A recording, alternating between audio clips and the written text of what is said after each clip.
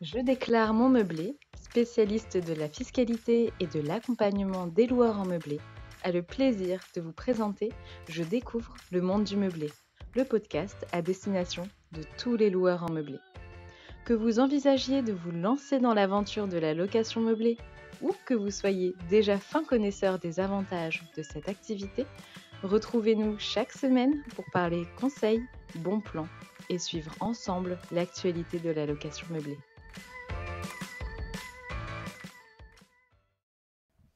Bonjour à toutes et à tous et bienvenue dans cette nouvelle série de podcasts consacrée au thème de l'héritage et de la location meublée. Qu'elles émanent des héritiers confrontés à cette situation ou de ceux qui souhaitent préparer leur succession, les questions relatives à l'héritage d'un bien meublé sont souvent nombreuses, et plus encore lorsque ce dernier fait l'objet d'une activité de location meublée. C'est la raison pour laquelle nous vous proposons cette nouvelle série, dont le premier épisode nous donnera l'occasion de nous pencher ensemble sur les points à garder à l'esprit lorsque l'on aborde la question de la succession d'un bien meublé, à savoir les conséquences fiscales et la notion de démembrement d'un bien. En termes de fiscalité, le décès d'un loueur entraîne l'imposition immédiate des bénéfices réalisés depuis le dernier exercice fiscal en fonction du régime choisi, à savoir le régime réel ou le régime microbique. Or, sur ce point, il convient de se montrer vigilant dans le cas où un emprunt serait en cours pour le bien qui faisait l'objet de l'activité. En effet, si une assurance emprunteur avait été souscrite, cela entraînera probablement le déblocage par la banque d'une somme destinée à rembourser le montant du capital restant dû. Néanmoins, cette indemnité ainsi versée est non seulement imposable aux prélèvements sociaux, soit 17,2% de la somme, mais vient aussi s'ajouter aux recettes locatives, ce qui a pour conséquence qu'elle sera également imposée sur la base du taux marginal d'imposition, comme c'est la règle pour l'imposition des revenus de location meublée. Pour parer à toute éventualité, souscrire une assurance emprunteur peut être une bonne option, puisque son but sera justement de compenser le paiement de l'imposition lié au versement du reste du capital. Une autre conséquence du décès sera un potentiel démembrement du bien. Voyons tout d'abord ce qu'est le démembrement. Le démembrement est le nom utilisé pour qualifier une situation de partage entre l'usufruit et la nue propriété d'un bien. En effet, si, en règle générale, l'acquisition d'un bien emporte la pleine propriété de ce dernier entre les mains de son acquéreur, rien n'empêche de décomposer cette pleine propriété entre un ou plusieurs usufruitiers et nus propriétaires.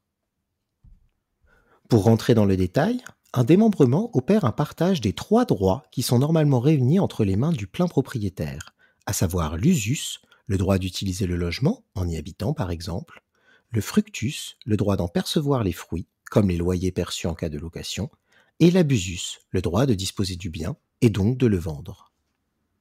Lors d'un démembrement, l'usufruitier du bien reçoit l'usus et le fructus, soit le droit de jouir du logement, et celui d'en percevoir les loyers en cas de location. Le nu propriétaire du bien reçoit l'abusus, c'est-à-dire qu'il ne peut plus utiliser ou louer le bien, mais reste libre de vendre son droit de propriété, sans toutefois pouvoir vendre la jouissance du bien, qui est entre les mains de l'usufruitier. Lorsqu'un bien a été détenu conjointement par deux époux, il est courant que le conjoint survivant devienne l'usufruitier du bien, ce qui lui permet de continuer à y vivre et ou de le louer. Les héritiers, quant à eux, reçoivent la nue propriété du bien. Dans la majorité des cas, l'usufruit sera viagé et sera transmis aux héritiers nus propriétaires au décès de l'usufruitier. On parle alors de démembrement viagé. Mais plus rarement, il peut arriver que le conjoint survivant préfère recevoir un quart de la pleine propriété du bien plutôt que la totalité de l'usufruit.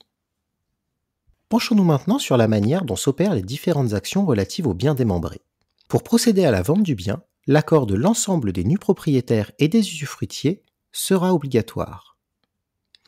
En matière de location, louer le bien revient à l'usufruitier qui peut procéder à sa mise en location sans avoir à consulter le nu propriétaire.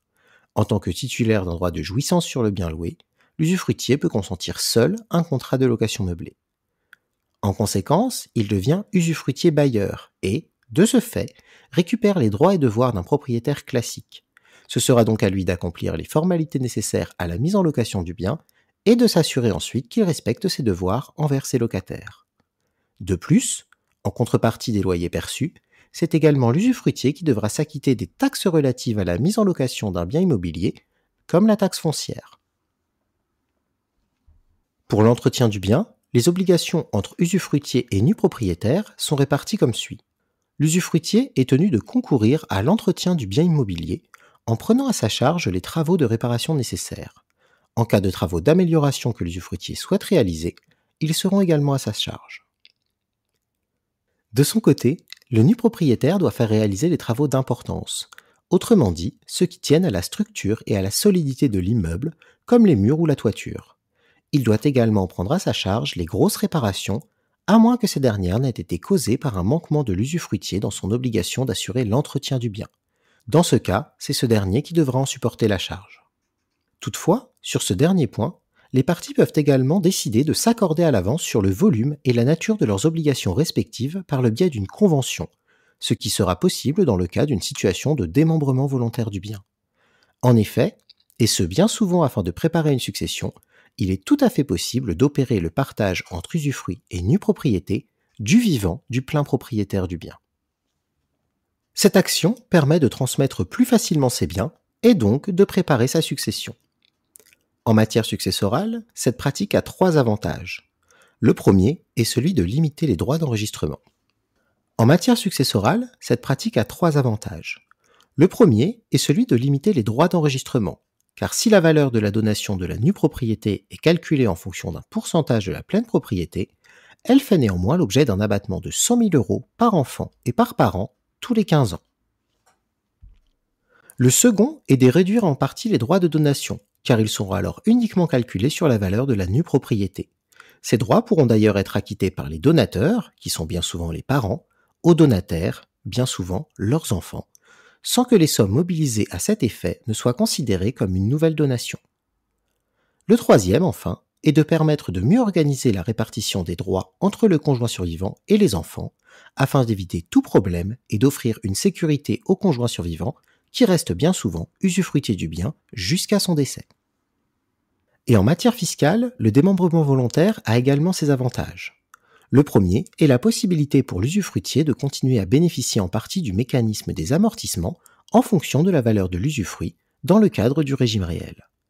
Bien que l'administration fiscale se soit longtemps opposée à cette possibilité, sa position a fini par être démentie par le Conseil d'État dans un arrêt du 24 avril 2019.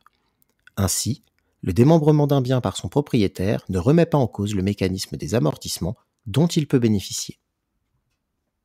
Le second avantage se trouve à l'endroit du régime de la plus-value. Dans le cas d'un bien ayant fait l'objet d'une activité de location meublée non professionnelle, la plus-value dépend du régime des particuliers, ce qui implique que seules les cessions faites à titre onéreux peuvent faire l'objet d'une imposition sur la plus-value. Autrement dit, dans le cadre du démembrement d'un bien immobilier, il est tout à fait possible de céder la nue propriété sans avoir à payer un quelconque impôt sur la plus-value. D'autant que si le nu propriétaire procède, par la suite, à la vente du bien, la valeur utilisée pour le calcul de la plus-value sera celle figurant dans l'acte de donation, donc uniquement celle de la nue propriété. Vous savez maintenant tout du démembrement en location meublée, qu'il soit volontaire ou non, et de ses conséquences. Mais dans le cas d'un héritage, qu'il y ait ou non démembrement, il est également possible d'être confronté à une autre situation, celle de l'indivision d'un bien, dont nous vous parlerons dans le 2e épisode de cette série, consacré au thème de l'héritage et de la location meublée.